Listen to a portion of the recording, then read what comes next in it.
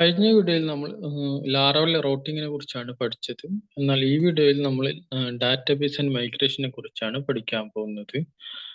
Okay, അതിന് ആയിട്ട് നമ്മൾ ആദ്യം നമ്മുടെ പ്രൊജക്റ്റ് ഫോൾഡർ ഓപ്പൺ ചെയ്യുക. അതിനകത്ത് .env എന്ന് പറയുന്നൊരു ഫയൽ ഉണ്ട്. ഇതിനകത്താണ് നമ്മുടെ ഡാറ്റാബേസ് നമ്മൾ കൊടുക്കേണ്ടത്.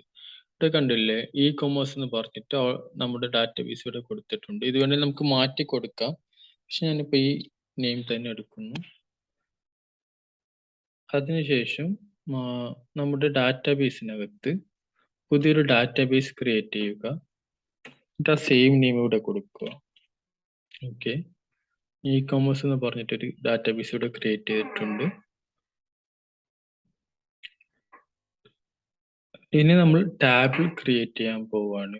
നോർമലി നമ്മൾ കോർ പി എച്ച് പി വെച്ച് ചെയ്യുന്ന സമയത്ത് നമ്മൾ മാനുവലി ബാക്ക് എൻഡിൽ പോയിട്ട്, അതായത് ഡാറ്റാബേസിൽ പോയിട്ട് ടാബിൾ ക്രിയേറ്റ് ചെയ്ത് കൊടുക്കേണ്ട ആവശ്യമുണ്ട്. പക്ഷെ ലാറാവൽ യൂസ് ചെയ്യുന്ന സമയത്ത് നമുക്ക് അതിൻ്റെ ആവശ്യമില്ല. നമുക്ക് ഡയറക്റ്റ് കമാൻഡ് ലൈൻ വഴി ടാബിൾ ക്രിയേറ്റ് ചെയ്യാം.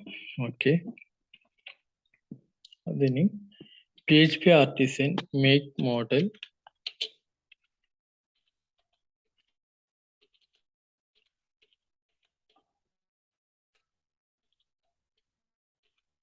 അത് കഴിഞ്ഞ് മോഡലിന്റെ നെയിം എഴുതുക. അത് എഴുതുമ്പോൾ ശ്രദ്ധിക്കേണ്ട ഒരു കാര്യം എന്താണെന്ന് വെച്ചാൽ ഫസ്റ്റ് ലെറ്റർ അത് ക്യാപിറ്റലായി തന്നെ കൊടുക്കുക. ഞാൻ സാമ്പിൾ എന്ന് കൊടുത്തിട്ടുണ്ട്, make model sample. Then -m കൊടുത്താൽ മോഡലിനൊപ്പം തന്നെ മൈഗ്രേഷനും ക്രിയേറ്റ് ആയി വരും. ഓക്കെ, കണ്ടില്ലേ, ഇവിടെ മോഡൽ ക്രിയേറ്റ് ആയിട്ടുണ്ട്, അതുപോലെ തന്നെ മൈഗ്രേഷൻ ക്രിയേറ്റ് ആയിട്ടുണ്ട്. ഈ മോഡൽ പേജ് കാണാൻ വേണ്ടി ആപ്പിനകത്ത് HTTP-ക്കകത്ത് ഇവിടെ മോഡൽ കണ്ടില്ലേ, മോഡൽ ക്ലിക്ക് ചെയ്താൽ മതി. അതിനകത്ത് നമ്മളിപ്പോൾ ക്രിയേറ്റ് ചെയ്ത സാമ്പിൾ എന്ന് പറയുന്ന മോഡൽ വന്നിട്ടുണ്ട്.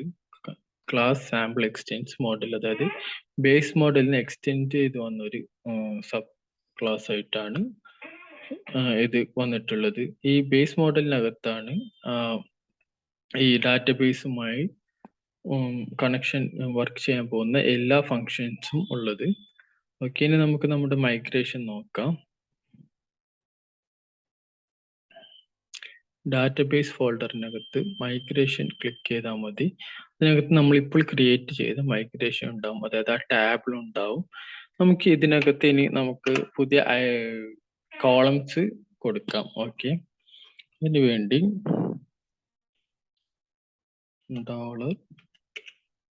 $table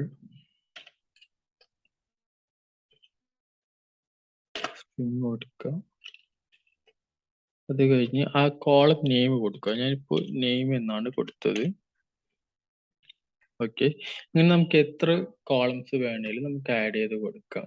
ഓക്കെ, ഇവിടെ ഓൾറെഡി ID അത് പ്രൈമറി കീയായി സെറ്റ് ചെയ്ത് വെച്ചിട്ടുണ്ട്. അതേപോലെ അവർ ടൈം സ്റ്റാമ്പ്സ് വെച്ചിട്ടുണ്ട്.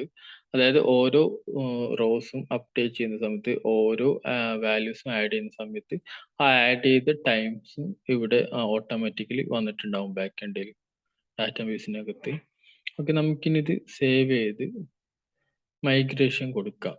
ഓക്കെ,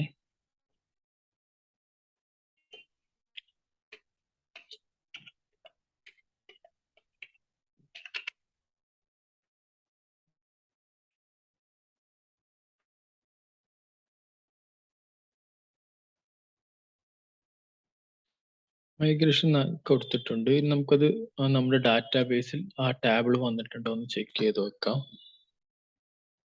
കണ്ടില്ലേ, സാമ്പിൾസ് എന്ന് പറഞ്ഞ ടാബിൾ വന്നിട്ടുണ്ട്. അതിനകത്ത് നമ്മൾ ആഡ് ചെയ്ത് കൊടുത്ത നെയിം എന്ന് പറയുന്ന ആ കോളം വന്നിട്ടുണ്ട്.